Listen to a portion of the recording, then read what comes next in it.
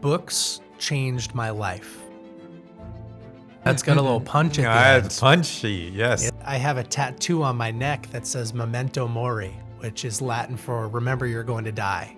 When you realize you have a finite life, you start working on infinite things. And I want people to say Nick was a creator. He created value. He impacted people in a positive way. Nick, it raises your testosterone. Here you go. You're going to be even more muscular by the end of this Primal Shots journey.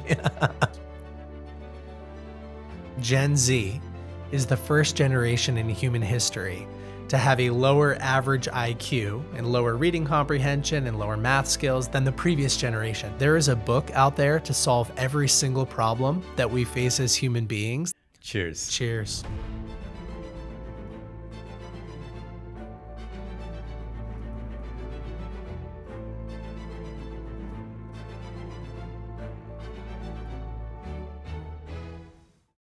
Welcome to Primal Shots, where we go from the ground to the cosmos. And as the shots get healthier, the questions get deeper.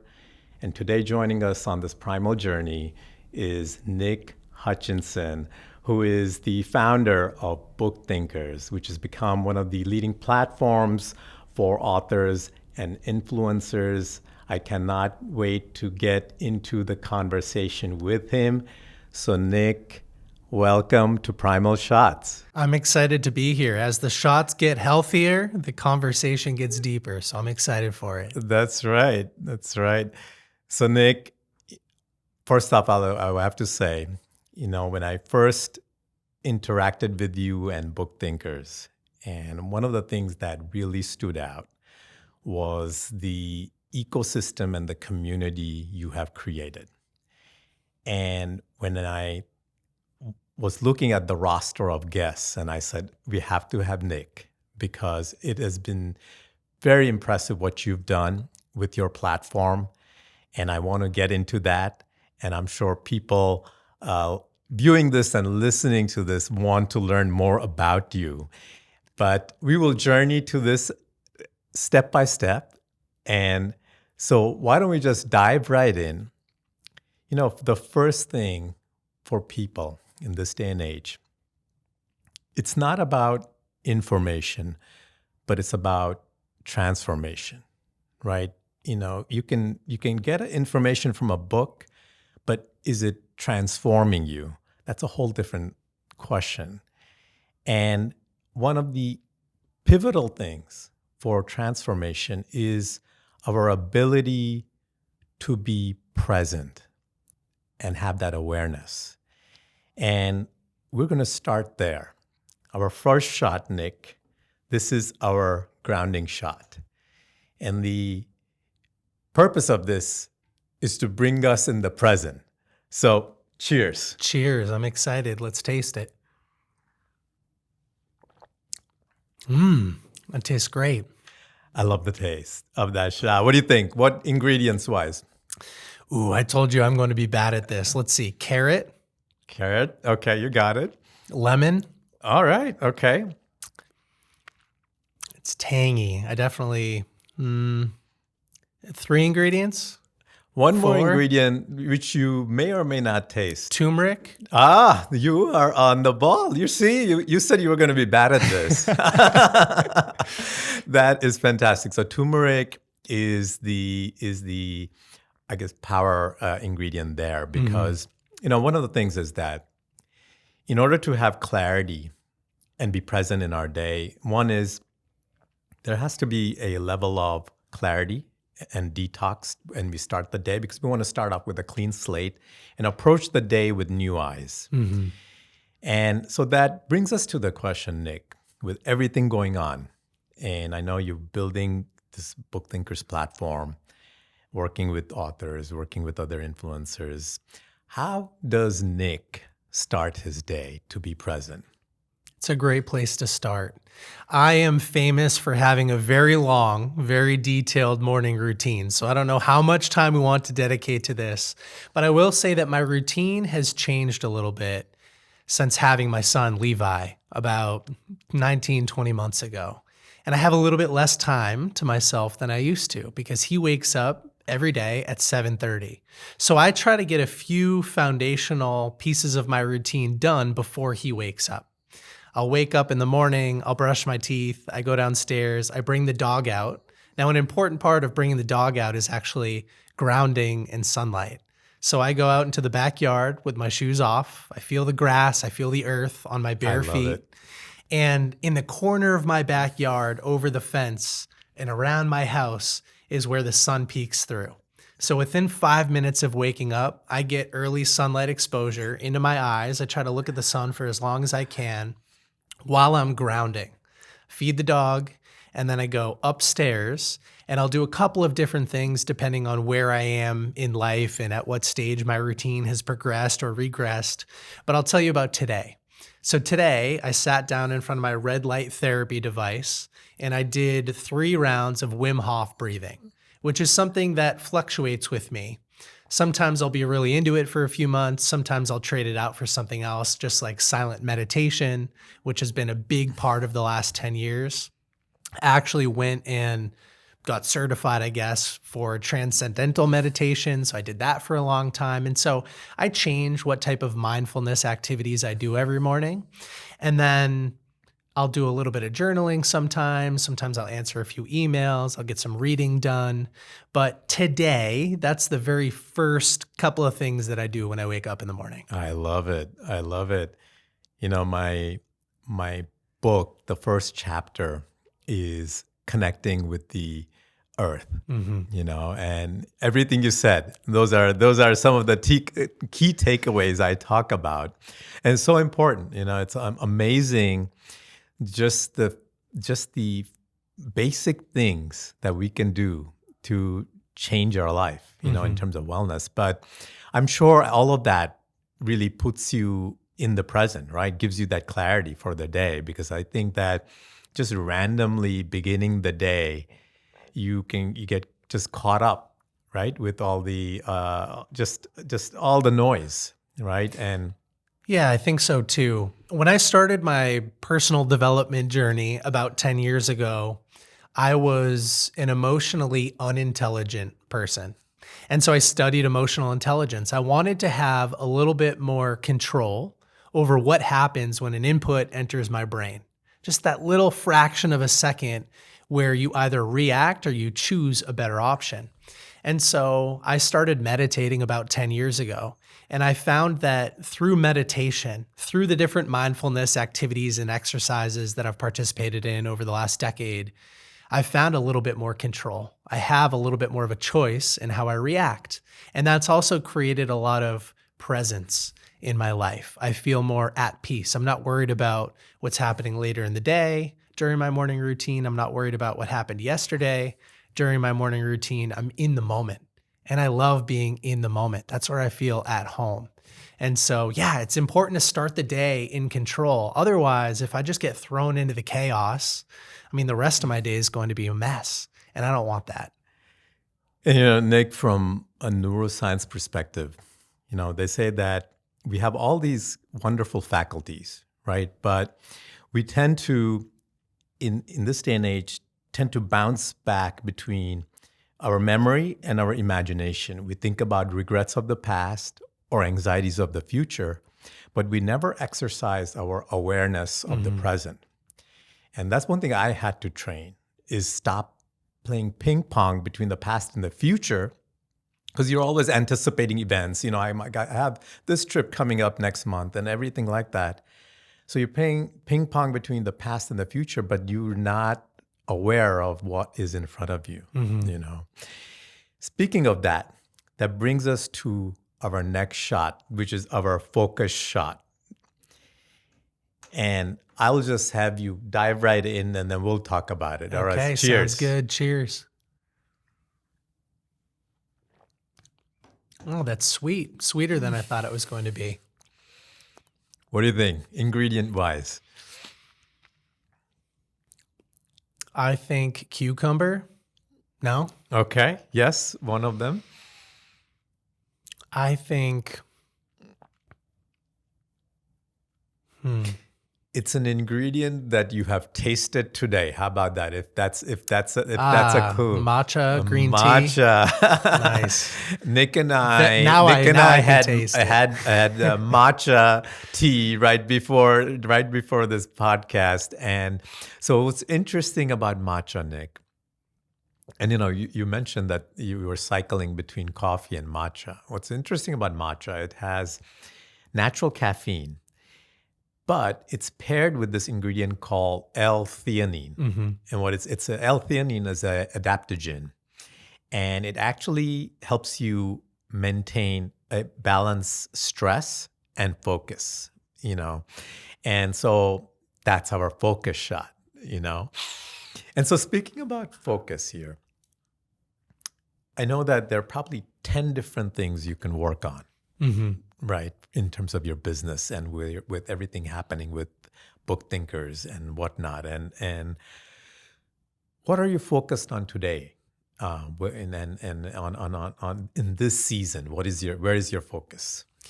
Well, just like you talked about balancing thoughts of the present and thoughts of the past, and what our goal is really to be right in the middle.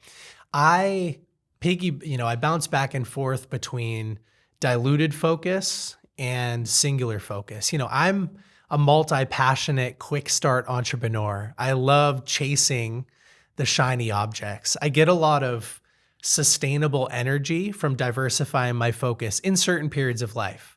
But I know at the end of the day that in order to make progress in my business and therefore impact more people in a positive way, I have to leverage most of my time on the highest impact activities. And so today, my agency, Book Thinkers, we have a full-time staff of about 15 people. We serve hundreds of authors a year.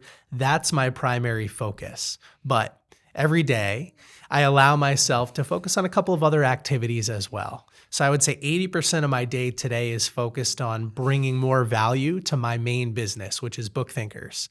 And then 20% of my work day, I allow myself to chase those shiny objects. Now, outside of work, I try to shut the laptop and shut the phone off the minute the workday is over, because I'm also trying to be a very present and focused father and husband.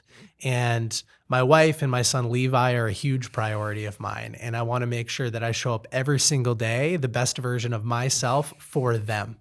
And then if we add a third category, I'm also into the sport of Ironman triathlons. I just did my first half Ironman earlier this year. I have another one next weekend.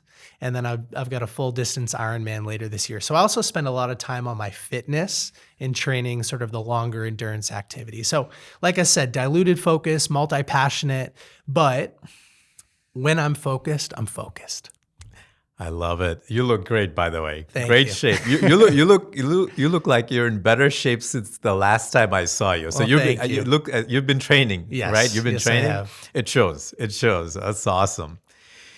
One of the things you said, which I really like, is that you said you have a focus, but then you also have this wiggle room to play with some of the things that maybe not in that main area that you're working on. And what is interesting is, from my neuroscience perspective, right?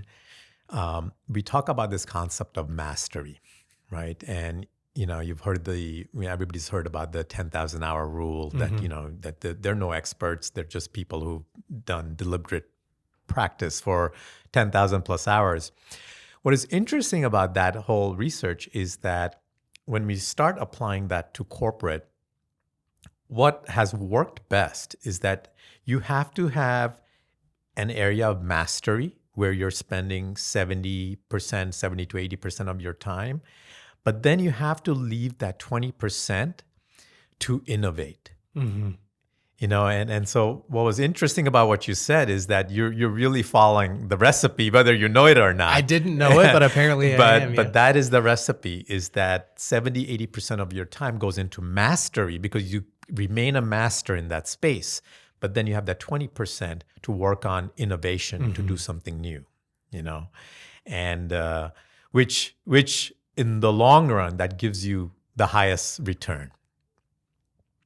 That brings us to our third shot, Nick. All right. This is the most colorful shot Yes, of, it of is. our offering here.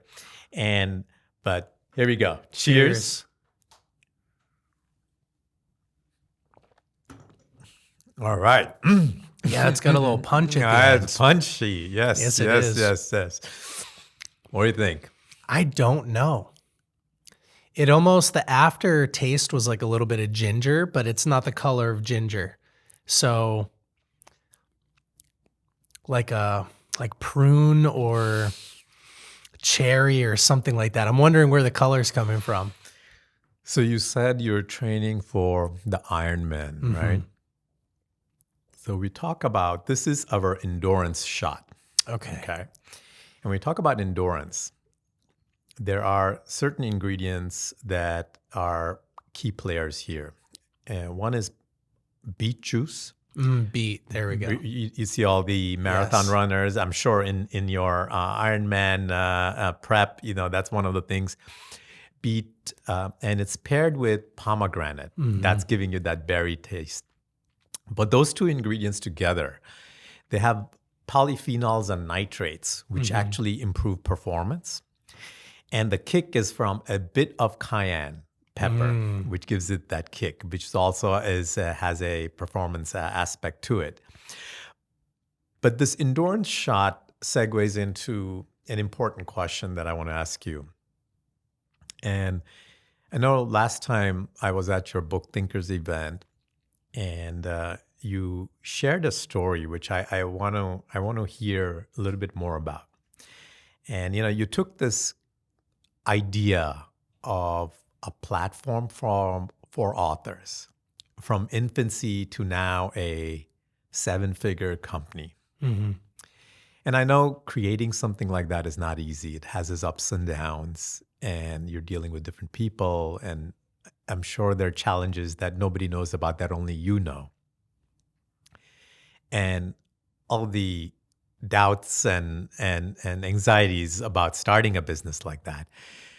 But maybe give us a little bit of a backstory. You had mentioned about leaving the traditional route and going down this path, and about finding a coin and that making a decision for you to follow this path. And maybe for the listeners and viewers of this, just walk us through that story, because I think it's so important.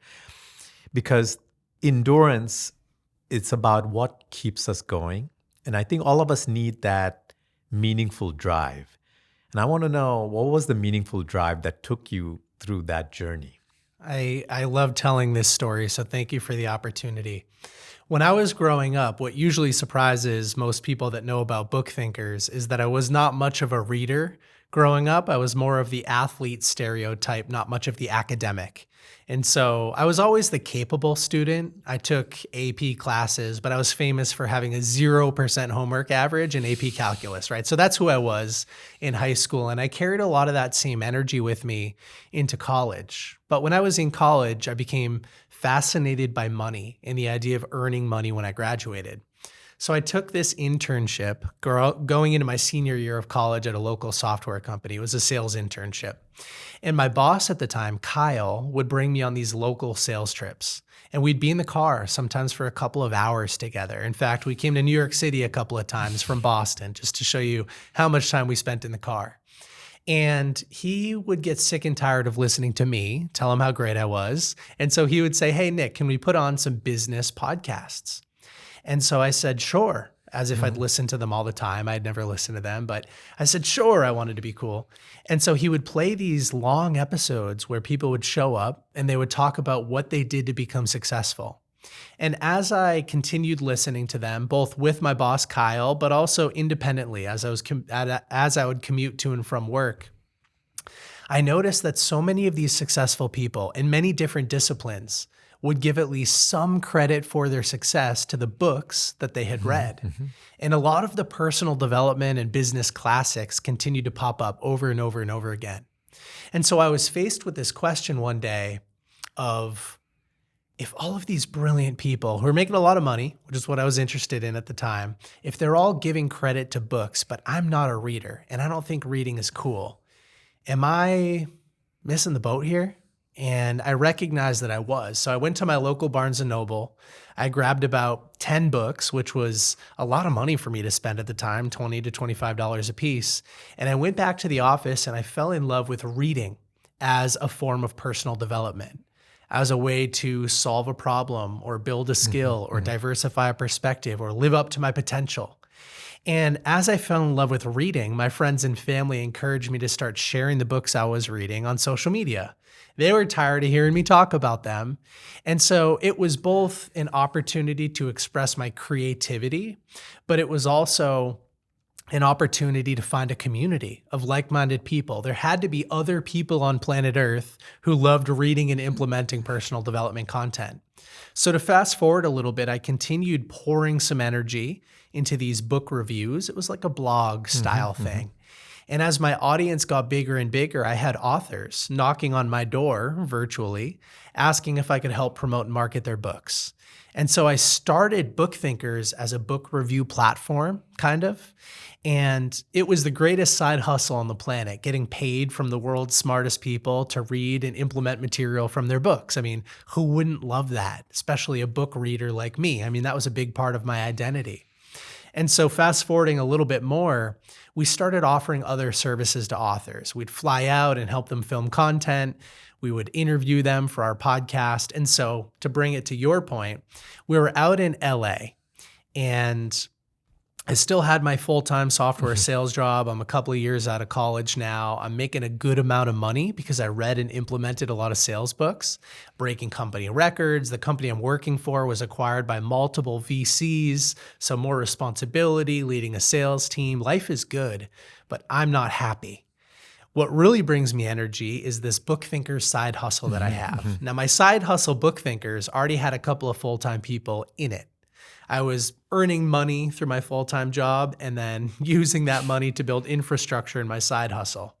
So we're out in Los Angeles one day, and in the morning, I filmed content at Steven Pressfield's house. And for those in the audience that aren't familiar with Steven, he's the best-selling author of some nonfiction works on creativity, like The War of Art, but also some fictional books like The Legend of Bagger Vance, which got turned into a movie featuring Will Smith and Matt Damon. I mean, how cool is that as an author?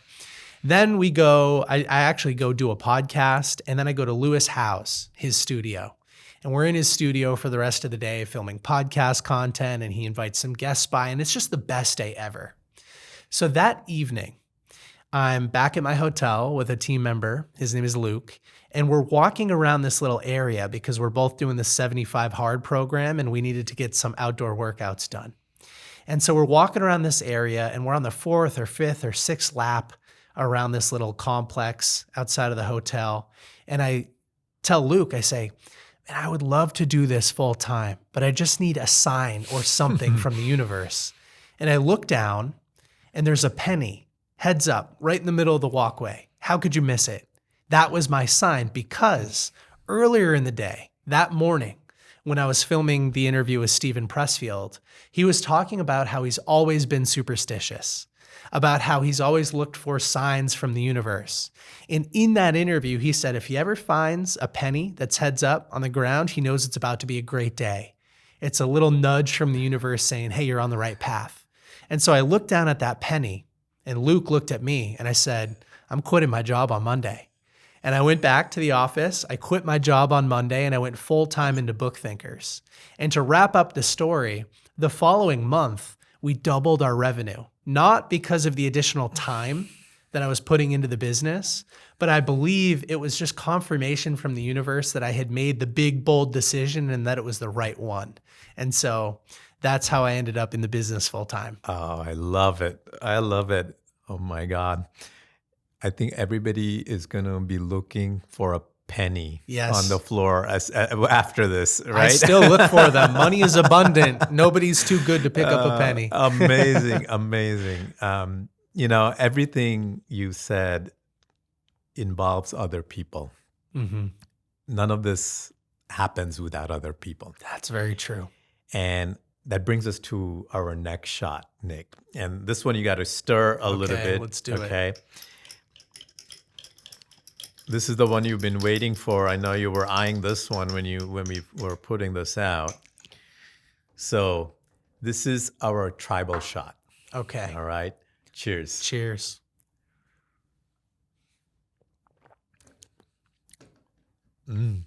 That's very smooth. What do you think? Okay. So some cacao. Yes. Yes. Which gives you some energy and reconnects you to the earth. It's it's like dirt and it tastes great. Was there pepper at the bottom? No? Not much. So you caught the star ingredient, the performance ingredient in here, which is tough to taste because it doesn't have that much of a body, is maca root, and which is it's a ingredient that helps with hormone balance. In females, it balances their hormone. In men, Nick, it raises your testosterone. Here you go. You're gonna be even more muscular by the end of this Primal Shots journey. But chocolate has always been about connection, right? We give chocolate Valentine's Day. With our kids, we share hot chocolate during the holidays. But I believe creating the right tribe is very, very important. And as you journey through building Book Thinkers, tell us a little bit about that aspect. Is that what are the relationships you are nurturing and that have been the most treasured for you in this journey? Well, as I highlighted a little bit earlier, books changed my life. I started to solve problems. I started to build skills. I started to live up to my potential. I started to diversify my understanding of the universe. And as a result, I found peace. And I think that's what most of us are after. And so because books changed my life and I found a way to help authors get their books in front of more people, I found that that's my purpose. I think of authors as people with solutions, and I think of readers as people with problems. And it's my responsibility on this planet to help connect the two. And so what brings me energy is building a deep relationship with somebody else. I'm a genuinely curious person. I think we all have so much value to provide each other. And the quickest way to remove imposter syndrome is just to realize that you know something today, audience, that you didn't know a couple of years ago. And if you could go tap your younger self on the shoulder, you could provide value. Imposter syndrome melts away. We all have something to offer. And so I'm that bridge. I love to help people understand the value that they can provide, and then I love to put them in front of the people they can provide that value to. So building deep connections through curiosity and then inspiring action. One of my favorite quotes is from Napoleon Hill. He says, "Action is the real measure of intelligence." Just like you highlighted before, books are great, knowledge is great, but they're nothing unless you take action on what you've learned. And that's the catalyst for the transformation that we talked about earlier. So the people that I network with today, they are impact driven. They have a solution. They found that solution through a lot of trial and error, sometimes decades and decades of research. And then they've condensed all of that understanding into days of reading, into books. And so I love books. I love books as a way to change a life. Books are inexpensive, yet they condense decades of somebody else's greatest life lessons and sometimes millions or billions of dollars of research into something that you can use. They're practical, they're physical, and I love them. So those are the people that I spend my time networking with. And to come back to an earlier point as well, when I first started my journey 10 years ago, I thought that financial success was success. Here I am 10 years older, and I've realized that's not the case. I now admire people who have a more holistic sense of success. They have money, of course, but they're using that money in a positive way. Money is an amplifier. It's going to amplify negative activity or amplify positive activity. So I like people that are using it for impact. I like people that have a great family situation. I admire people who can build a business, but also build a family at the same time. I admire people who are healthy physically. I think that I mean, this podcast, by the way, is aging me backwards, but I think that people who really focus on health and consuming products like this, they have a longer timeline to make a bigger impact. And we all know that the compound effect is real. Einstein, who we talked about earlier, called it the eighth wonder of the world. And so the longer that we accumulate knowledge and build businesses and have families, the more exponential our impact can be. And so if we live longer lives full of more energy, then we can have a greater impact. And I also love people that are spiritually connected, that are present, that are aware of something else and are connected to it. And so it's the balance of all of those things that I admire. And those are the people that I like to spend my time investing in relationships. And you're one of those people. You really are. I'm excited that we're building this relationship through this podcast right now. And, you know, I love it. You have it all. I love it. Thank you. And, you know, one of the things, Nick, you said is that, and it echoes what I believe in, is that our true equity is our ecosystem, right? And those relationships, you know, when we look at the research, the longest running study from your neck of the woods, from Harvard. From Harvard, yeah. Right? You've heard about it's the study, I think it's going on 75 plus years, and they looked at all the factors in terms of what brings you health and happiness. And they looked at factors such as whether you smoke or not, your fitness level and everything like that. The number one factor was your quality of relationships, which was fascinating to me because that just shows. And, you know, you said that you respect people who build good family units, which speaks a lot about that person. Because I believe that if a person can maintain a healthy family, then they're going to be a good business person. They're going to make good decisions. And that's the person I want on my team, you know. And speaking of longevity and looking to the future, it brings us to our last shot here, okay? This one we definitely need to stir because it is the healthiest shot of all right? And this is our pinnacle of health. Nick, you're definitely going to reverse your biological age after this one. So cheers. Cheers. I'm excited. It's got a little tangy. Yeah. Yeah. Oh. Is that ginger? What's the taste? What's the tanginess from? This one is tough. It's tough. It's tangy. Because it has a citrus element to it. The bitterness, you taste the bitterness? I do after. You taste that, yeah, there is that bitterness, right? So the star ingredient here is bitter melon. And it's, most people don't use it. It's used in Eastern cultures. It has tremendous benefits in terms of blood sugar control. And in many countries, it's used as such. The only thing is that it's tough to consume because of the bitterness, and most people just don't even go near it. So, but if you can see, it's fairly tasty. The shot is fairly tasty. I don't mind the bitterness, like grapefruit and stuff. Yeah. So if you're able to pair it right, as we did here, you can actually make a shot that can be very healthy. And but it symbolizes to me, the bitter truth in life is the fact that we all have an end point. There's an expiration date, right? Sometimes we think we have a infinite life, but we don't. We have finite lives, but at the same time, we have the ability to make an infinite difference.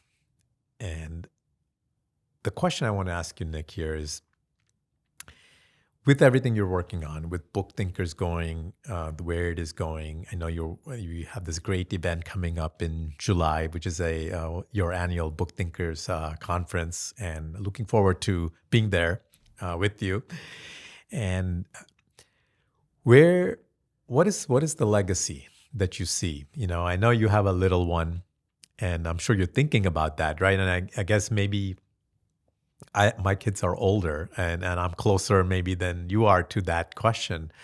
But I'm sure back of your head, you're thinking that, what is the lesson? What is the impact I want to leave behind? And where do you see book thinkers going from here? It's actually more front of mind for me than I would say most people my age. In fact, I have a tattoo on my neck that says Memento Mori, which is Latin for remember you're going to die. And so I see that every single day. I'm fascinated by death. I know there's a finite amount of time that we're all going to have on this planet. And that saying YOLO, you only live once, is funny because most people use that phrase as an excuse to do something crazy or reckless. I use that phrase as a way to reprioritize and refocus my time and energy. I don't want to waste it. We're only here for a limited amount of time. And so I'm very conscious of that. So many of the authors that have written the books that I read, they talk about their mortality. They talk about the regrets that they have in life. They talk about the things that they wish they did differently. And I'm here to read those books, to absorb that understanding, and to change my life as a result of it. And so, yes, we're all going to die. And it's our responsibility to make the time that we have on this planet the best time ever. And so I have a lot of fun. My wife and I travel a lot internationally, and we definitely experience a lot of what life has to offer. When I was younger and when I didn't have my son, I did more of the adrenaline, extreme sports type stuff. Now it's about building a foundation that my children can leverage for the rest of their lives. And when I'm on my deathbed and I look back at my life, I want to say, wow, I really went for it and I really did the thing. And I don't have many regrets. I'm very proud of the life that I lived. I lived up to my potential. I impacted the world in a positive way. I left it better than when I came into it. And unfortunately, today we live in such a distracted society where people are consuming far more than they're creating. And I want people to say, Nick was a creator. He created value. He impacted people in a positive way. And yes, I could get hit by a bus tomorrow. We all could. But at the same time, I might live for another 100 years. And so I might as well leverage the compound effect and build some leverage now while I have the energy and while I'm aging backwards and getting healthier and healthier. And so I love life so much and I want to make the most of it. I really do. And so for my son, one of the best pieces of advice that I've been given so far is that our responsibility as parents is to help our children become who they're meant to be. Mm-hmm. Not craft them into what we want them to be, but help them become who they already are. And so my wife and I, we want more kids, of course. But for our son Levi today, I just want to create a reality where he feels unconditional love and support and he has a role model. Somebody said to me once, if Levi grows up to be exactly who you are today, would you be happy? And I said, yes, I would be. I'm proud of where I am in life. Yeah, I've got a long way to go. Yeah, I have a couple of regrets, but I'm doing the thing. I would love if he was this healthy, this happy, had such a great relationship like I do with my wife, was spiritually connected. And I'm going to continue that for as long as humanly possible. I love that answer. I'm a bit ahead of you in terms of children. I have 2 boys, and that's how I see myself as well. I want them to see their parents trying and out there. I did not want to settle for a job and a paycheck. And I just wanted to show them that, hey, let's make an impact. In the last chapter in my book, we talk about 7 paradigms. It's about connecting with mortality. And the beautiful thing about connecting with mortality is when you realize you have a finite life, you start working on infinite things. It's a paradox. And the people who think they have an infinite life, which is not true, they're the ones who are doom scrolling and sort of wasting time because they think there's always tomorrow. But when you realize you have a finite life, you want today to count. Yes. Right? And I love what you said. And I think I hope your son grows up like you, because we need another Nick. We Thank you. definitely need another Nick, Nick, as we wrap up here, 3 rapid fire questions. Hit me. All right? I'm feeling good after You're all good? of this. Yeah, let's go. You look younger. You look younger from an hour ago. So, 3 rapid fire questions. Number 1, favorite book. The 4-Hour Workweek by Tim Ferriss. Awesome. I love that book too. 2, one habit that you would recommend that would change people's lives tomorrow. The sauna. Sauna. Okay. Okay. Love it. Love it. I like that. Steam or dry? I like a dry sauna. You try Yeah. dry sauna? Okay. Okay. Yeah. I'm a more of a steam guy, but close enough. Close enough. Last one. One person you would credit the most impact in your life. My mom. Yeah. Growing up, I had the greatest parents ever. So many people, so many of my friends, they say, when I have kids, I'm going to do this differently. And for me, I said, when I have kids, I'm going to try to replicate what my parents built for us, which is a household full of unconditional love and support. And I think my parents helped me, but also my 3 younger brothers become exactly who we were meant to be. We're all happy, healthy, and great relationships. And I give my parents a lot of credit, but my mom specifically. Just that unconditional love and support, I think, is the foundation that a young person needs to then go take some risks and have the confidence that if it all falls apart, I can lean back on my mom and my dad. And so I'll say my mom's probably had the biggest impact on me out of everybody. I love it. I love it. I say the same thing about my dad. His work took us to Africa and gave me these experiences. We lived all over the world, 22 houses, but it was the most blessed life up till now. And I love that you mentioned your mom. Nick, you survived our primal journey today. And as we leave the listeners and the viewers here, what is one message you want to leave them with? Something we talked about before, there are these studies coming out today that say that Gen Z is the first generation in human history to have a lower average IQ and lower reading comprehension and lower math skills than the previous generation, millennials. So I'm a young millennial. And that's sad because I guess we've been able to track things like IQ now for a couple hundred years, and it's progressively increased bit by bit, generation over generation. And now we're seeing a decline. We're seeing a decline for a couple of different reasons. The data points out that short form content on our cell phones is shortening our attention span. Therefore, we can't learn as efficiently. And all of that time consuming content rather than creating content is hurting the development of our prefrontal cortex. And so from very young ages up through 6 years old, and then all the way up through 20 years old, your executive functions develop as a result of creation. When you're bored and you fill your time by creating a game or reading a book or collaborating with other people, that's how you build the skill of delaying gratification and effective communication. Yet kids today aren't getting access to those executive function development capabilities and facilities because of the short form content and the consumption of social media. And then we're replacing the long form content like physical paper books with audio only, or again, just scrolling on social media.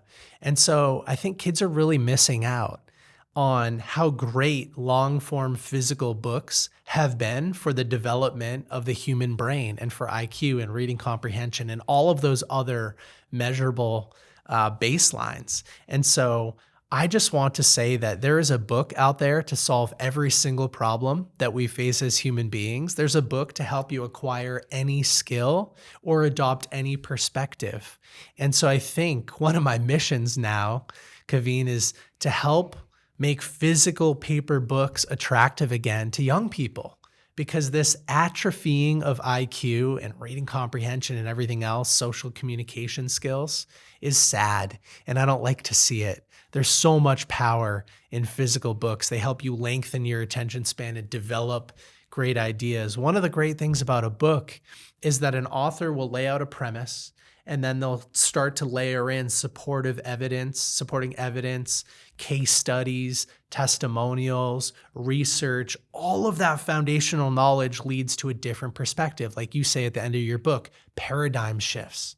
And that can't happen if I just say a cool quote to you. You're not going to change your life. But if you read a book, you might. And so that long form content is important for us in order to create change and transformation. And I just hope that somebody listening or watching this podcast says, yeah, maybe I'll give a physical paper book another try if they haven't read one in a couple of years. I love it.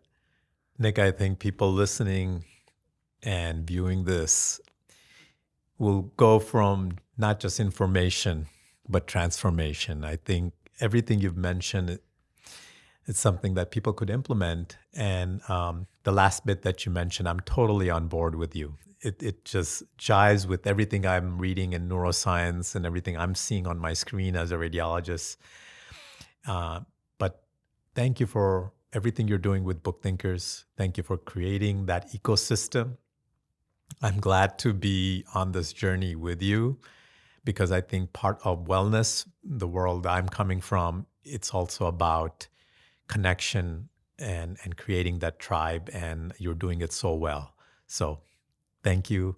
And thank you for being on the show and taking the Primal Shots journey with us. Thank you for reversing my biological age.